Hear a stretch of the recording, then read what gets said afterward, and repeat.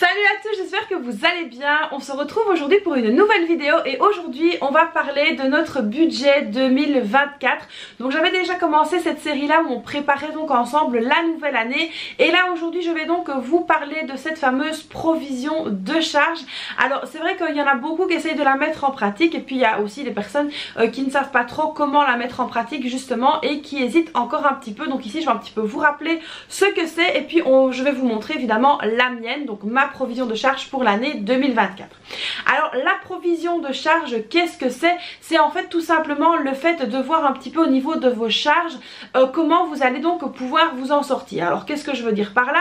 C'est que parfois vous avez des assurances qui vont peut-être tomber à l'année, des taxes qui vont tomber à l'année ou des choses comme ça, et c'est vrai que lorsque ces montants tombent de manière annuelle, semestrielle ou trimestrielle, il est parfois très compliqué de devoir sortir l'argent d'un coup et donc c'est vrai que j'entends très souvent ah oui mais ce mois là j'ai mon assurance qui tombe, j'ai ça qui tombe et c'est payé annuellement donc c'est très compliqué, ou je suis serrée, ou justement bah voilà j'ai dû prendre dans mon découvert pour pouvoir payer ça. Et ici en fait la chose qui est très importante à savoir, c'est que lorsque vous avez des choses comme ça à payer à l'année au niveau trimestriel ou au niveau semestriel, il est important de les budgétiser tous les mois. Alors je dis toujours qu'il est beaucoup plus facile de sortir une petite somme tous les mois que de sortir une grosse somme une fois par an, et ça s'est vraiment vérifié chez beaucoup de monde, notamment chez moi.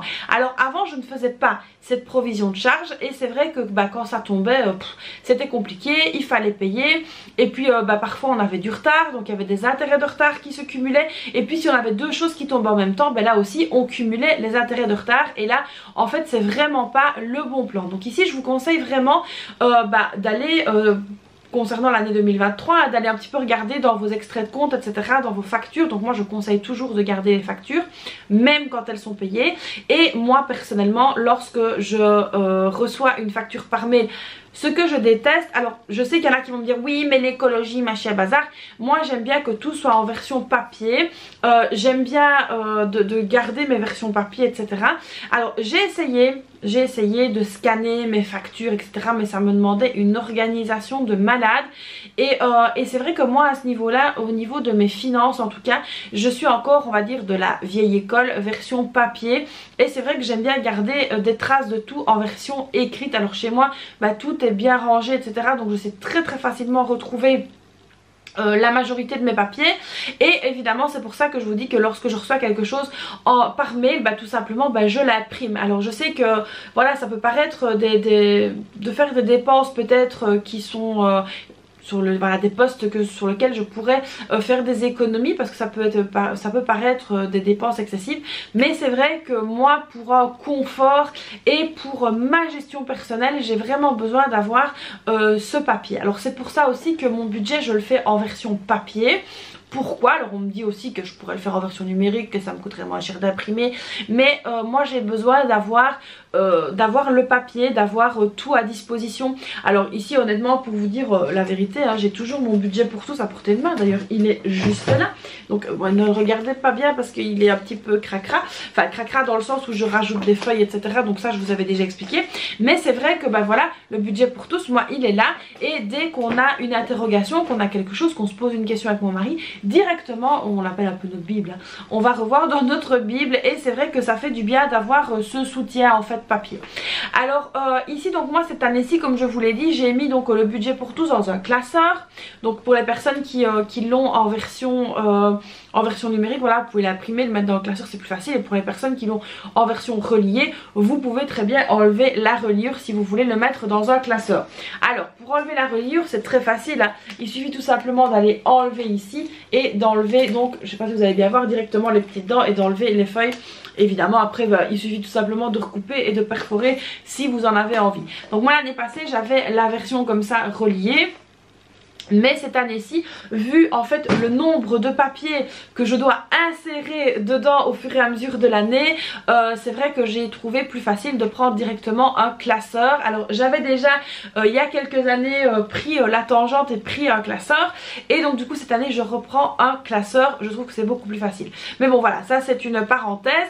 Alors concernant justement ce fameux rangement de papier, donc moi j'archive tout, je garde tout, j'ai différents différents petits porte-classeurs dans lesquels je mets des fardes, chacun a sa couleur. Donc voilà, si vous n'avez pas vu la vidéo, je vous avais fait il y a très longtemps une vidéo justement rangement des papiers. Je vais vous la remettre dans le petit juste ici. Mon rangement n'a pas changé, c'est toujours le même parce que c'est une manière de fonctionner qui me convient très bien. Alors ce que je fais aussi, c'est que j'archive mes papiers. Donc dans mon bureau, je n'ai pas, malgré qu'ils soient très encombrés, je n'ai pas les papiers de 10 ans en arrière, pas du tout.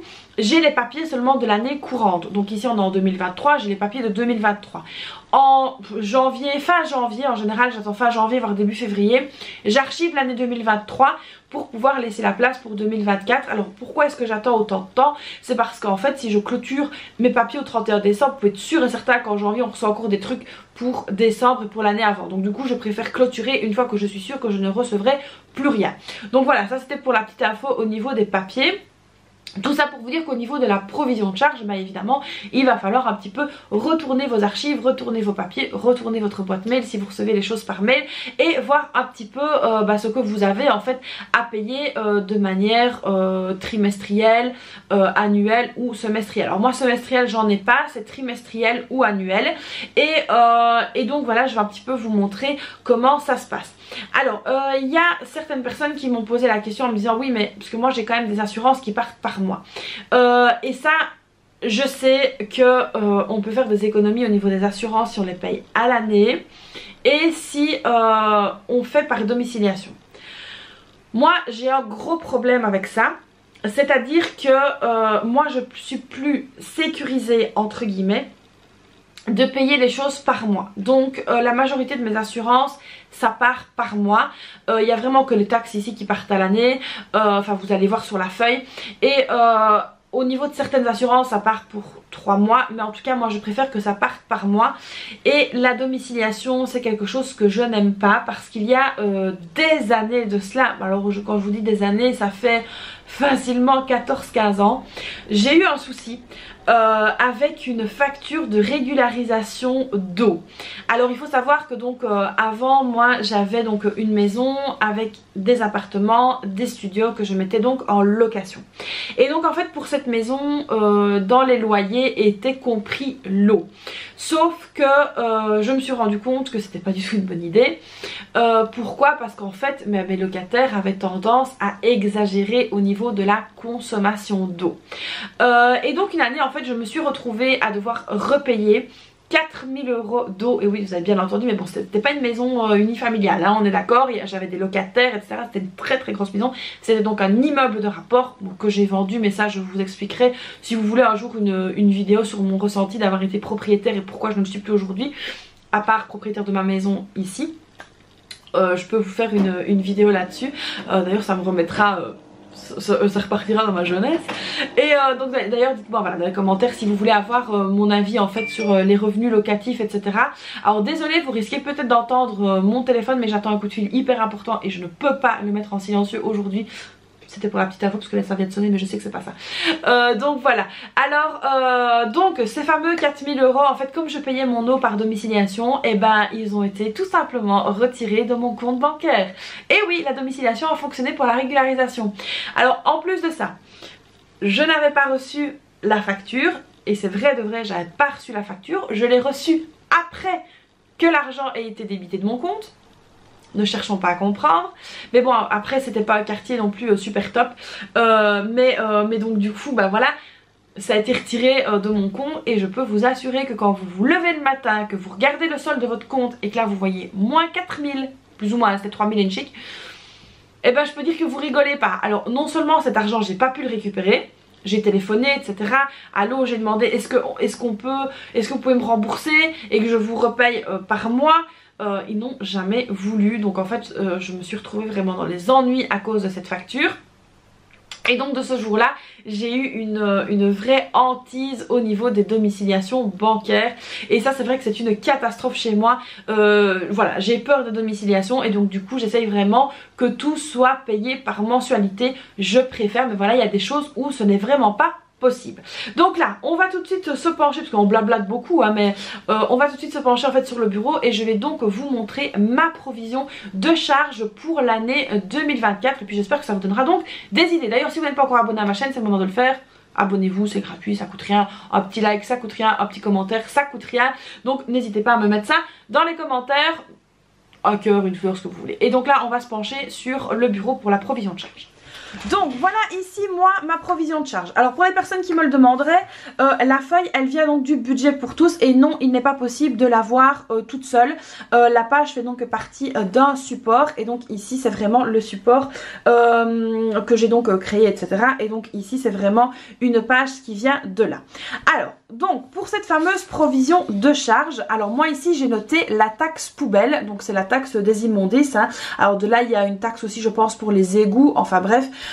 Et donc c'est repris dans la taxe poubelle. Alors cette fameuse taxe poubelle, moi je dois la payer 240 € par an. Alors évidemment avant de faire cette vidéo j'ai revérifié les montants etc. pour être sûr d'être dans le bon. Alors 240 € par an, alors parfois c'est un peu moins, ce n'est jamais plus. Ici j'ai vraiment pris la moyenne mais très très haute, comme ça je n'ai pas de mauvaise surprise. Donc ici on doit la payer sur 12 mois et donc ça revient à 20 € par mois. Donc vous voyez il est plus facile de payer 20 € par mois que de sortir 240. Ensuite, on a le précompte immobilier, donc ça correspond un petit peu à la taxe habitation pour la maison. Donc ici, nous on paye 180 € par an. Alors, il y a certains qui vont me dire, certains qui sont en Belgique, qui vont me dire, ah, comment tu fais, comment tu payes aussi peu, etc. Donc ce qu'il faut savoir, c'est que lorsqu'on a des enfants, etc., on a donc des montants à payer en moins, donc on a des réductions. Alors ensuite aussi, si on a des handicaps et des choses comme ça, on paye moins. Donc voilà, il y a vraiment plein de facteurs qui rentrent en compte. Donc comme je dis toujours, une famille n'est pas l'autre et un budget n'est pas l'autre non plus. Donc ici 180 € par an, donc pareil, périodicité c'est 12 mois, donc 15 € par mois. Ensuite ici j'ai mis entretien. Alors les entretiens, qu'est-ce que c'est? Les entretiens c'est pour moi l'entretien de la chaudière. Donc il est important de faire l'entretien de la chaudière pour l'assurance incendie, on ne sait jamais, donc c'est très très important. J'ai aussi le sel que je mets dans l'adoucisseur d'eau, donc ça très très important aussi. C'est une dépense qu'il ne faut pas oublier. Alors pourquoi est-ce que je mets le sel de l'adoucisseur dans entretien? Parce qu'en fait quand ils viennent ils font un petit entretien de la machine aussi. D'ailleurs n'hésitez pas à me dire dans les commentaires si vous voulez en savoir plus sur les adoucisseurs d'eau, je me ferai un plaisir de vous répondre et franchement c'est un investissement pour moi d'acheter un adoucisseur, c'est même pas une dépense, souvent c'est carrément un investissement. Alors ensuite au niveau des entretiens j'ai aussi l'entretien de mon alarme, car oui j'ai une alarme. Alors donc tout ça par an ça me fait donc un montant de 480 € par an, donc pareil périodicité 12 mois et ici ça me revient à 40 € par mois. Ensuite la voiture, alors la voiture qu'est-ce que j'ai compté, donc ça fait 1440 € par an, donc là pareil aussi périodicité 12 mois. Au niveau de la voiture qu'est-ce qu'on a? On a le contrôle technique, on a les entretiens et j'ai mis un petit peu de sous en plus pour justement s'il y a une réparation quelque chose comme ça à faire. Et donc ici ça revient à 120 € par mois. J'ai compté également aussi les pneus, le changement des pneus, donc nous on a des pneus 4 saisons et donc du coup j'ai compté aussi le changement des pneus. Alors ensuite au niveau de la mutuelle, alors là au niveau de la mutuelle on paye donc 63 € pour 3 mois. Donc la périodicité c'est 3 mois, donc ça me fait 21 € par mois. Ensuite on a l'assurance hospitalisation. Alors là vous allez me dire mais pourquoi est-ce que tu mets l'assurance hospitalisation alors que tes autres assurances c'est par mois? Tout simplement parce que justement celle-là se paye tous les 3 mois et ça je ne sais pas du tout le faire changer. Donc ici l'assurance hospitalisation 120 € pour 3 mois et donc on a un montant mensuel de 40 € par mois. Ensuite on a ici l'assurance complémentaire, donc ça va avec la mutuelle. Là on paye 57 € pardon, pour 3 mois, ce qui fait donc un montant mensuel de 19 €. Donc voilà ici moi un petit peu ce que je compte dans les provisions de charges. Et donc ici on arrive à un total de la provision de 275 € par mois. Mais ce que je fais toujours c'est que j'essaye donc d'arrondir à 300 €. C'est quand même pour moi beaucoup plus facile, donc ça il faut vraiment que je garde en mémoire que c'est une somme que je dois mettre tous les mois de côté. Et donc ici voilà pourquoi c'est donc à quoi c'est donc destiné, donc c'est vraiment très très important. Alors je vous conseille vivement de remplir ce support là parce qu'il va vraiment vous aider à préparer votre budget pour l'année 2024 et donc ça pour moi c'est vraiment hyper important d'avoir ce type de support. Ça va vous aider à bien structurer les montants et à bien structurer vos idées. Donc voilà ici les amis pour cette fameuse provision de charge, vous l'aurez compris, compris, c'est quand même quelque chose d'hyper important à préparer, à mettre en place.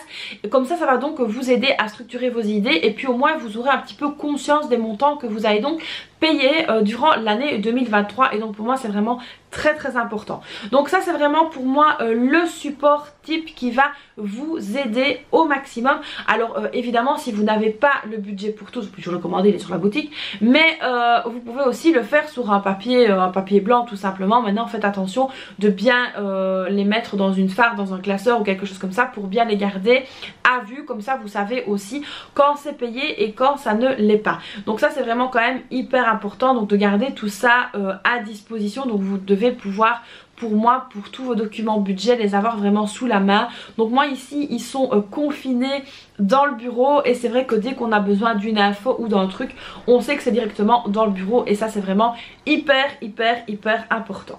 Donc voilà ici les amis pour cette fameuse provision de charge. Donc c'est encore une vidéo budget, vous l'aurez compris, mais spéciale donc de préparation pour l'année 2024. J'espère que cette petite série vous plaît. Alors il n'y en a pas eu beaucoup mais là on va vraiment s'y atteler parce que c'est vrai que l'année 2024 arrive tout simplement et qu'il faut donc vraiment bien se préparer et être au taquet. Donc voilà, j'espère que cette nouvelle vidéo vous aura plu. Alors comme d'habitude vous n'hésitez pas à la liker, à vous abonner à ma chaîne, activer la petite cloche, me laisser un petit commentaire, c'est gratuit, ça fait pas de mal et ça fait plaisir. Et puis moi je vous fais donc plein de bisous et je vous dis à très vite pour une prochaine vidéo. Bye bye.